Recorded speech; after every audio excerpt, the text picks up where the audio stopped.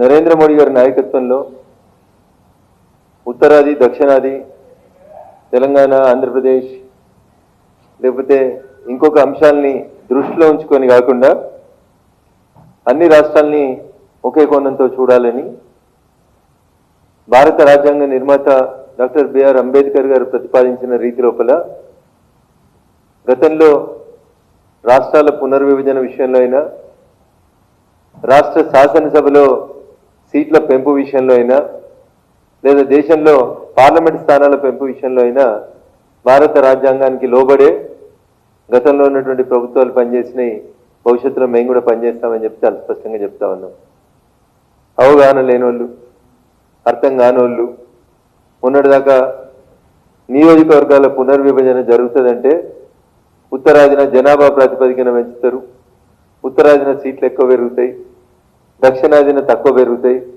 దక్షిణాది రాష్ట్రాలు జనాభా నియంత్రణను పాటించినాయి కాబట్టి సీట్లు తక్కువ అవుతాయని నిన్నటిదాకా గగ్గోలు పెట్టింది. భారత ప్రభుత్వం నరేంద్ర మోడీ గారి నాయకత్వంలో ఉత్తరాది దక్షిణాది అనే వివక్ష లేకుండా అన్ని రాష్ట్రాలని సమదృష్టితో చూస్తూ 2011 జనాభా లెక్కలను బేసిస్గా చేసుకొని పెంపు అనేది ఉత్తరాదికి దక్షిణాదికి మధ్యన ఏం తేడా లేకుండా గతంలో 543 పార్లమెంటు స్థానాలను ఏర్పాటు చేసినప్పుడు అప్పుడు ఉన్నటువంటి కాంగ్రెస్ పాలకులు, అప్పుడు దేశాన్ని పరిపాలిస్తున్నటువంటి ప్రధానమంత్రి గారు ఏ బేసిస్ మీద అయితే పార్లమెంటు స్థానాలని అప్పుడు 543 స్థానాలకు పెంచినారో అదే రీతిలో ఇప్పుడు ఉన్నటువంటి భారత ప్రభుత్వం నరేంద్ర మోడీ గారి నాయకత్వంలో డీలిమిటేషన్ చేస్తామని చెప్పి చెప్పడం జరిగింది. మీరు జనాభా బేసిస్న చేస్తారు, వాళ్ళే కలగంటారు, వాళ్ళే ఊహించుకుంటారు. ఎవరు చెప్పకంటే ముందు వాళ్ళే చెప్పారు. మొన్నటిదాకా నడిపారు చర్చ. ఏమని? జనాభా ప్రాతిపదికన చేస్తే బీహార్లో ఎక్కువ పెరుగుతాయి, ఉత్తరప్రదేశ్లో ఎక్కువ పెరుగుతాయి, ఉత్తర భారతంలో ఎక్కువ పెరుగుతాయి, దక్షిణ భారతంలో తక్కువ అవుతాయి అని మొన్నటిదాకా ప్రజల్ని మభ్యపెట్టేటువంటి కార్యక్రమం చేశారు. ఇప్పుడు భారత ప్రభుత్వం ఒక నిర్ణయాన్ని అధికారికంగా చెప్పింది. Yes, you're going to do the delimitation. ఏ రాష్ట్రంలో ఎన్ని సీట్లు ఉన్నాయో జనాభాతో సంబంధం లేకుండా ఒక రాష్ట్రంలో ఉన్నటువంటి సీట్లలో సగం సీట్లని కొత్తగా యాడ్ చేస్తూ రాష్ట్రాలలో పార్లమెంటు స్థానాలను పెంచుతామని చెప్పి భారత ప్రభుత్వం ఒక ప్రతిపాదనని దేశ ప్రజల ముందు ఉంచింది. ఇక లెక్కల దానాలు అంతా పోయి టీవీలలో కూర్చొని ముచ్చట్లు చెప్తారు. ఆఖరికి నిన్న మన రాష్ట్ర ముఖ్యమంత్రి రేవంత్ రెడ్డి గారు కూడా పోయి ఢిల్లీలో టీవీ ఛానల్లో కూర్చొని ముచ్చట చెప్పాడు. ఉత్తరప్రదేశ్లో 80 ఉన్నాయి, 160 అవుతాయట.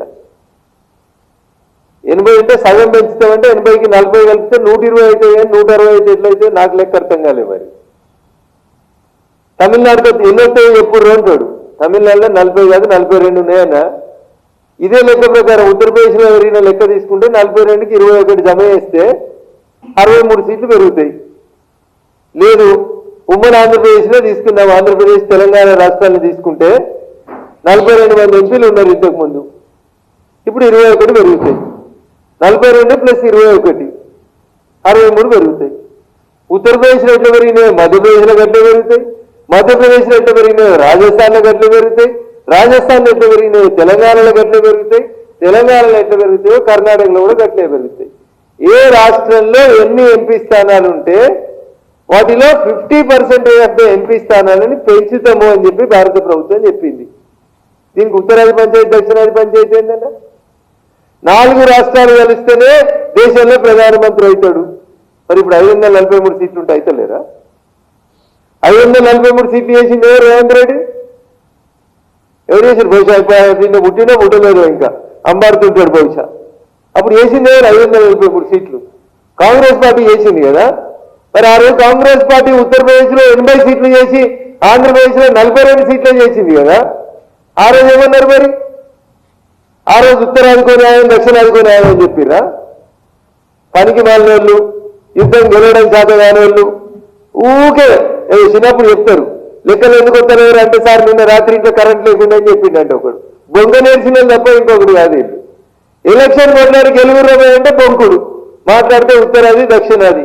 ఇవాళ 1971లో కాన్స్టిట్యున్సీస్ రీఆర్గనైజ్ అయినప్పుడు అప్పుడు ఉన్నటువంటి కాంగ్రెస్ పార్టీ ఏం రీఆర్గనైజ్ చేసింది, ఏ బేసిస్ మీద 6 సీట్లు పెంచిండ్రు, ఆ రోజు ఉత్తరాది రాష్ట్రాలకి సీట్లు పెరిగిన రోజు పెంచింది కాంగ్రెస్ కాదని ఒకసారి రేవంత్ రెడ్డి చెప్పాలి. ఆ రోజు పెంచితే ఎవరికి ఇబ్బంది కాలేదు, ఎవరికి నొప్పి కాలేదు. ఈయన ఈక్వల్ గా అన్ని రాష్ట్రాలకి 50% పెంచుతామని చెప్తే మోడీ గారు ఉత్తరాదిలోనే 4 రాష్ట్రాలతో ప్రధానమంత్రి అవుతున్నాడు. దక్షిణాదితో ఆయనకు అవసరం లేదు. ఏం చేసింది కాంగ్రెస్? ఏం చేసింది దక్షిణాది? లేనిపోయినక వస్తుంది కదా. వెంకయ్యనాయుడు గారు అయితే రాధాకృష్ణన్ గారు వచ్చారు కదా. ఒక దక్షిణాది రాష్ట్రం నుంచి ఉపరాష్ట్రపతి పోతే ఇంకో దక్షిణాది రాష్ట్రం నుంచి ఉపరాష్ట్రపతి వచ్చిండు కదా.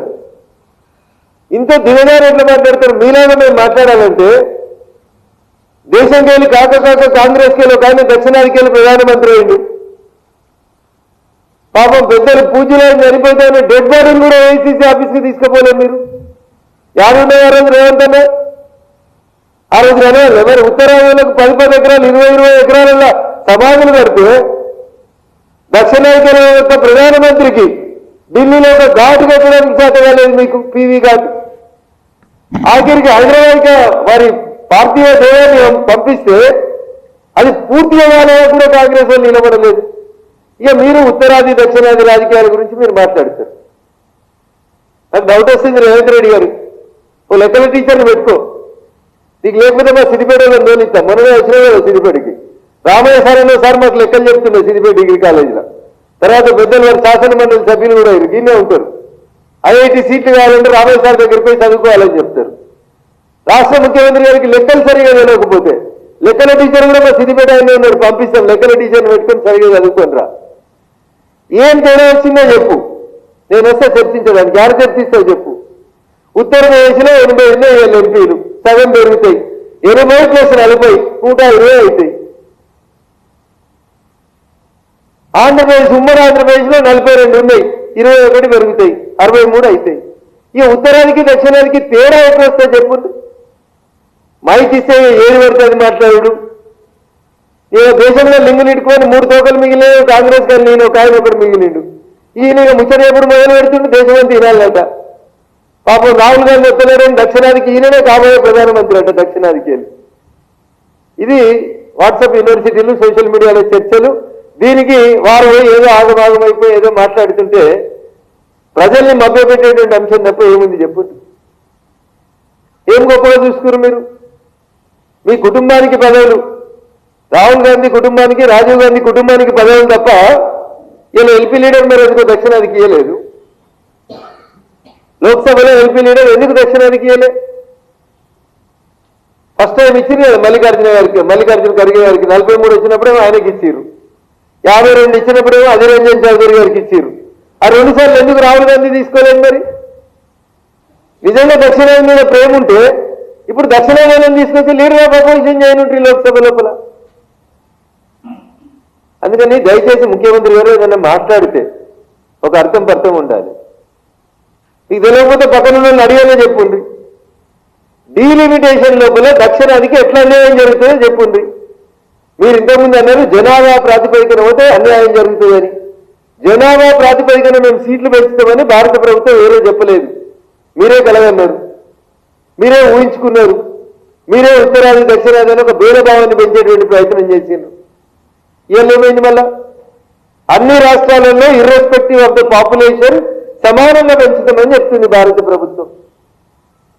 దీనికి మళ్ళీ ఉత్తరాది దక్షిణాది పంచాయతీ ఎందుకు వస్తుంది? ఏం మాట్లాడతారనేది కొంచెం పొందను ఉండాలి. సబర్మతి గురించి మాట్లాడి 20 ఏళ్ళ కాంక్లేవ్.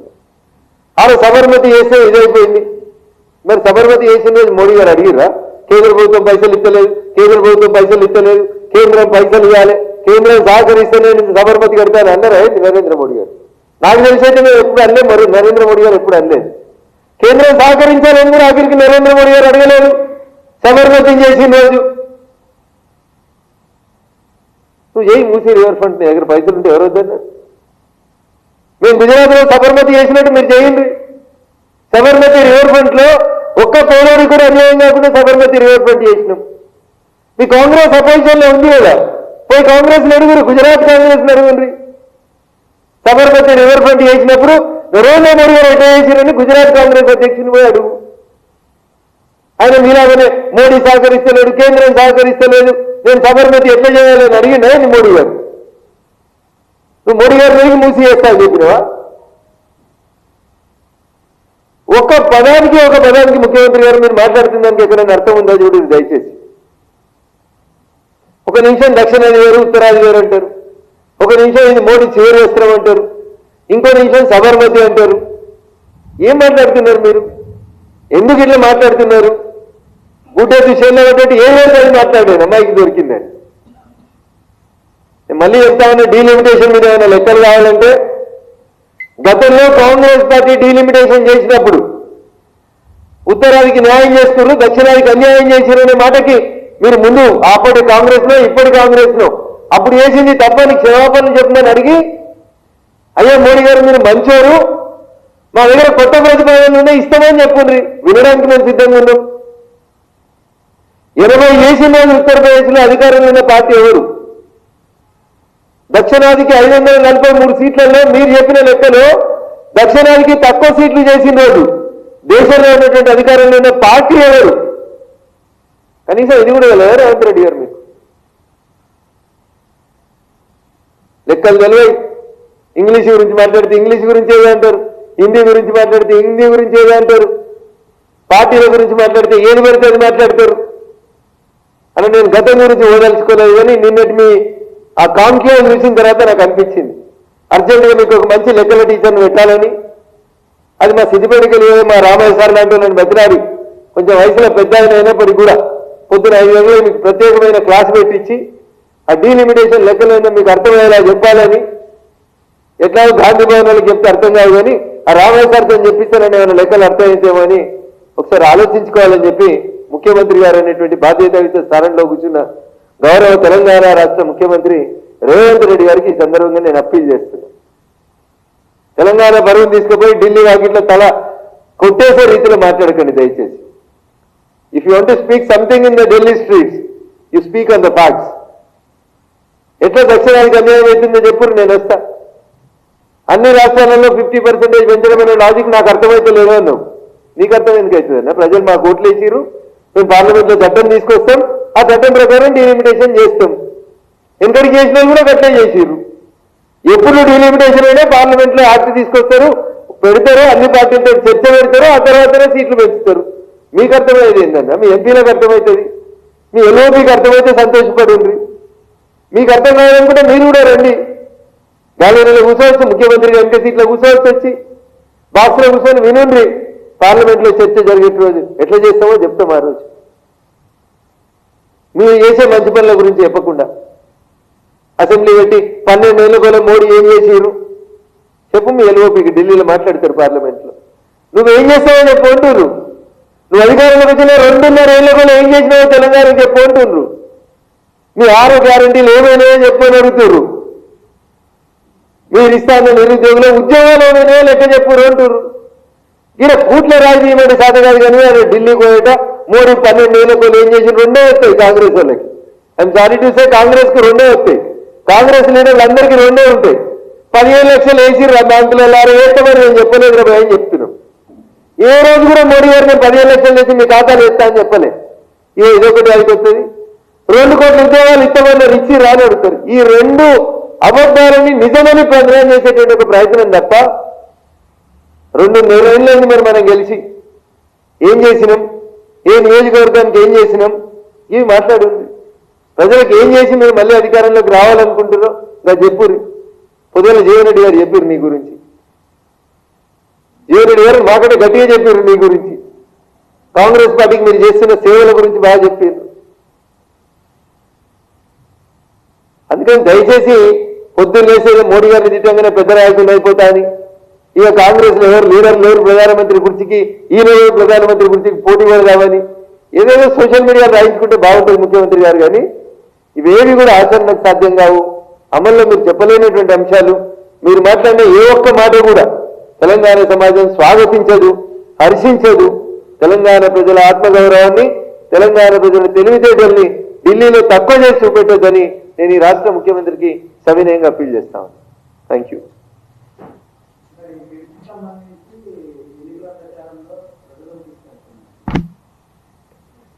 మేము ఇదేదో సీలు కవర్లో పెట్టి 2029 ఎన్నికలకు గంట ముందు తీసి ప్రజలకు చెప్పకుండా సీట్లు పెంచుతలేమన్నా.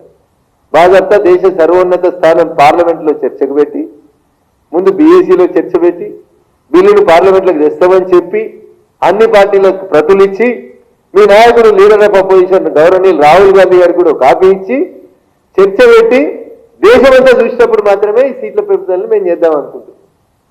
మీ బతికెప్పుడు ఎలక్షన్ల కోసమే, మా బతికెప్పుడు ప్రజల కోసం, దేశం కోసం. నేషన్ ఫస్ట్ అని మేము కొట్లాడతాం, సీట్లు 4 ఎట్లా గెలవాలి, ఎట్లా అధికారంలోకి రావాలని మీరు కొట్లాడతారు. So this is the difference between Congress and BJP. మేము చెప్తలేమన్నా ఇప్పుడు సీట్లు పెంచుతామని.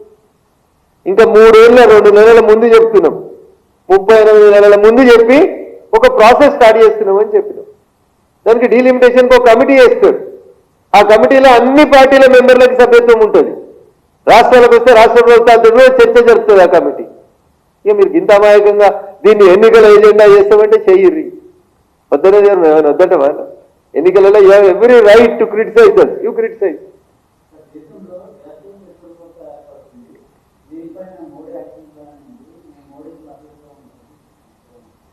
రేవంత్ రెడ్డి గారు మద్దతు ఇస్తారా అయ్యారు అనేది ఇప్పుడే మేమేం చెప్పలేము దాని గురించి. నరేంద్ర మోడీ గారు మొన్న పార్లమెంట్లో మాట్లాడితే చాలా స్పష్టంగా చెప్పింది. గ్యాస్ కొడుతుందని చెప్పలేదు, పెట్రోల్ కొడుతుందని చెప్పలేదు. 2 రోజుల ముందు మోడీ గారు మాట్లాడుకుంటే 2 రోజుల ముందు దేశ పెట్రోలియం శాఖ మంత్రి హర్దీప్ సింగ్ పూరి గారు మాట్లాడినారు. కృత్రిమంగా ఎవరైనా షార్టేజ్ క్రియేట్ చేసేటువంటి ప్రయత్నం చేస్తే వాళ్ళ మీద తగు చర్యలు తీసుకుంటామో అని చెప్పింది. యుద్ధం స్టార్ట్ అయిన తొలి నెలల్లో మీరే రాసిరు సుమారు 6 నెలలకు సరిపోయే నిల్వలు ఈ దేశంలో ఉన్నాయని రాసిరు. ఇప్పుడు మీరే మళ్ళీ నో స్టాక్ బోర్డు పెడుతున్నారని ప్రజల్ని పానిక్ చేస్తున్నారని నేను అనుకుంటున్నాను తప్ప ఎక్కడా స్టాక్ లేకుండా ఏ పట్టణం కూడా లేదు, ఎక్కడ కూడా ఏమి ఇబ్బంది లేదు. ప్రజలకి సరిపోయేంత గ్యాసు, పెట్రోల్, డీజిల్ అన్ని అందుబాటులో ఉన్నాయి. మీడియాలో, సోషల్ మీడియాలో వస్తున్నటువంటి కొన్ని వార్తల్ని చూసి అక్కడ నో స్టాక్ బోర్డు, ఇక్కడ నో స్టాక్ బోర్డు పెట్టినప్పుడు ప్రజలు పానిక్ అవుతున్నట్టు కనబడుతున్నారు. కాబట్టి దయించి ప్రజల్ని పానిక్ వైపు డ్రైవ్ చేయొద్దని నేను సవినయంగా మీడియా మిత్రులకు అప్పీల్ చేస్తున్నాను.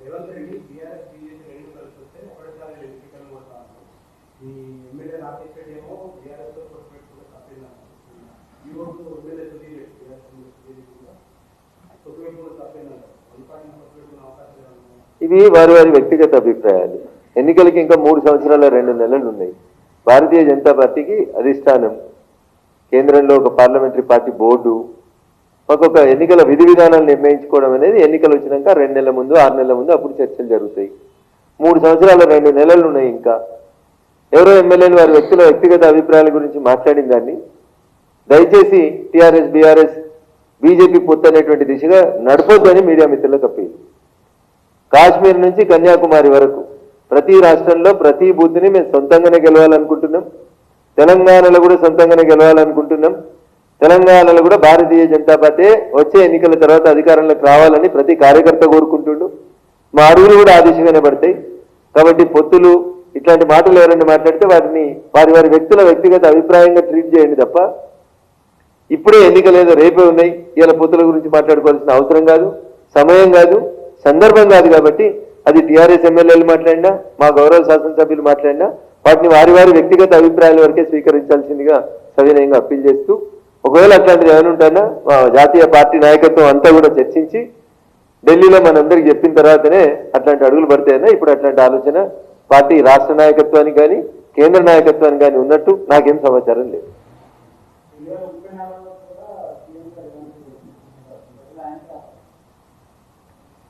సో భారత రాజ్యాంగం బిఆర్ అంబేద్కర్ గారు రాసిన రాజ్యాంగంలో ప్రతి 5 సంవత్సరాలకు ఒకసారి ఎన్నికలకు పోవాలని ఉంది.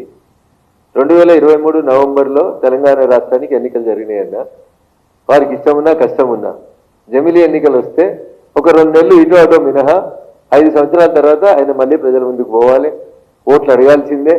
అప్పటికి వారు ఉన్నటువంటి పార్టీకి ప్రజలు ఓట్లు వేయాలి. ఆ తర్వాత రెండోసారి ముఖ్యమంత్రి అవుతారా కారు అనేది నిర్ణయం జరుగుతుంది. చిన్నప్పుడు ఎప్పుడో సినిమా పాటలలో చూస్తాం, తొందరపడి ఒక కోయిల ముందే కూర్చిందని. అట్లా రేవంత్ రెడ్డి గారు కూడా కొంచెం తొందరపడి ముందే కూర్చున్నట్టు కనబడతా ఉంది. ఎన్నికలు ఇంకా చాలా రోజులు ఉన్నాయి. సగం రోజుల మీ పరిపాలన ఎట్లుందో ఇంకా తెలుస్తలేదు. ప్రజలకు అర్థమవుతా ఉంది మీ వల్ల ఎన్ని కష్టాలు వస్తున్నాయి. వీళ్ళు వెయిట్ అండ్ సీ, ఎలక్షన్స్ వచ్చిన తర్వాత ఏం జరుగుతాయనే చూద్దాం. ఆశపడ్డంలో తప్పు లేదు, అది పగటికలు అవుతుందని నాకు అనిపిస్తా ఉంది. Thank you.